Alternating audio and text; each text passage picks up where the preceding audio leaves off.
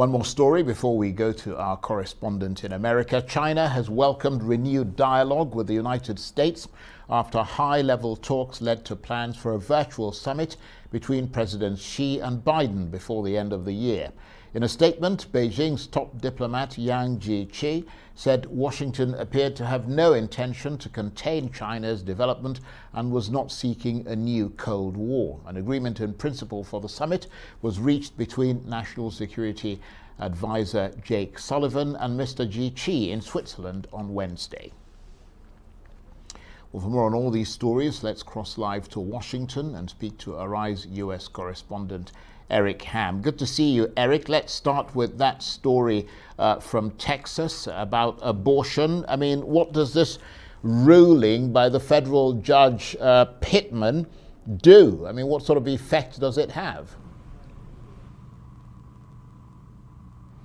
Well, Charles, since that law went into effect, many believe that the abortion law, or Roe v. Wade, a woman's right to choose, was effectively dead in the United States, and it was only a matter of time before the Supreme Court would pull the plug on that. In fact, the Supreme Court during this term is actually taking up an abortion case. This is a law that was passed in Mississippi that is now going to be on the court docket. So it still remains to be seen what the direction or what the status will be on a woman's right to choose in the United States. However, that law in Texas, which effectively did end all abortion in Texas, in fact, in the wake of that law passing, there were clinics throughout the state that no longer were providing the service, and many women, based on the data that we have been seeing, were now flooding into neighboring states for these services.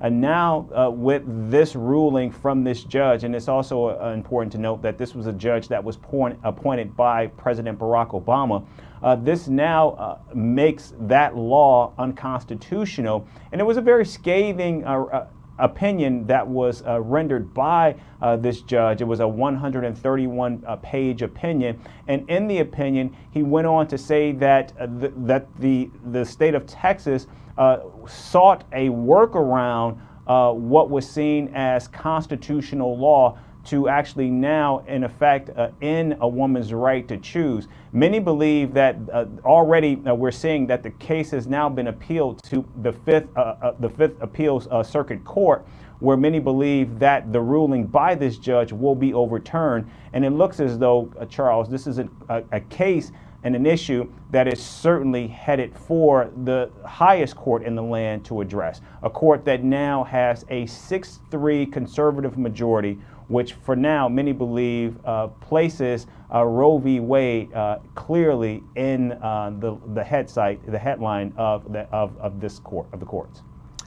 So clearly, as you said, a long legal road ahead, and 75 minutes after this ruling, as you pointed out, the state of Texas appealed against it. I understand there is a grey area, Eric, and expectedly some abortion clinics are not sure how to proceed.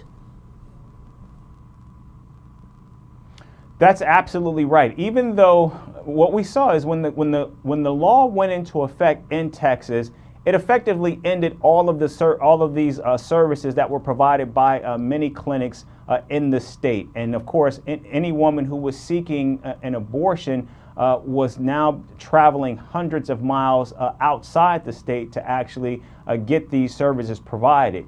But now that this ruling has come down, many believe that it is still unsettled law, and of course now many clinics in the state, and of course there aren't that many left in the state of Texas, they are not prepared to begin offering the service because they believe it's still a gray area. And the concern now, Charles, is if in fact they carry out these abortions, if this is overturned, will a possible stay somehow make what they've done illegal, even though this judge has rendered this decision? So what we're seeing are still clinics throughout the state of Texas unwilling to actually provide these services because right now we already see that the case has been appealed. Right, let's move on, Eric, and talk about that agreement that's been reached in Congress to raise the U.S. debt level, allowing America, of course, to borrow money beyond the crunch date of October the 18th. So the brinkmanship between politicians put aside for the moment. That's exactly an apt way of putting it, Charles. Put aside for the moment, because this is only a 2-month extension, which actually kicks this down the road to December, where still Democrats are going to have to find a way to raise the debt ceiling in about 8 weeks. And so now what we're seeing is, at least for now, this game of chicken that has been played between Republicans and Democrats to ensure that the United States does not default on paying its bills has been alleviated. But still, Charles, there's a long way to go. And it appears as though while some believe that the Senate Minority Leader Mitch McConnell blinked, and there were members within his own caucus that were deeply concerned about this, it still is unclear if, in fact, Democrats have a way of actually addressing this issue. There's still a number of Democrats who are unwilling to make a carve out on the filibuster for this issue. In addition to that, there are those who still want Democrats to find a way to raise the debt ceiling with bipartisan support. But it doesn't appear as though that's going to happen. So where we are today, Charles, it's very likely we will be right back here in about 8 weeks. Well, we'll keep an eye on that one, Eric. Let's talk about what appears to be some sort of rapprochement between the US and China. There is an agreement to effectively hold a Zoom call. That doesn't sound that important, does it? It does not, but when we're talking about the two largest economies in the world, and given the level of discord and tensions between the two, any sign of a possible breakthrough is certainly good news, especially for the markets. Remember, President Biden has been unwilling to remove some of the tariffs on key goods coming in from China.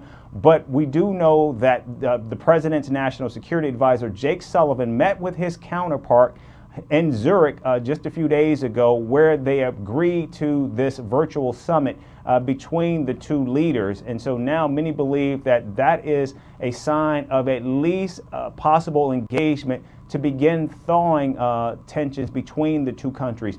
Now, Charles, this comes on the heels of the United States also looking very closely at the number of flights by Chinese military aircraft into Taiwanese airspace. And so this has been a game, again, another effort where we're seeing China ratcheting up tensions with Taiwan, causing greater consternation with its key allies in the region. And it's something that the United States has been watching very closely. So, of course, many are thinking that all of these issues can be on the table, and perhaps there's a way for these two countries to find a way out of this morass. Eric, we're up to date. Thanks very much indeed. Eric Ham, our U.S. correspondent, talking to me there from Washington.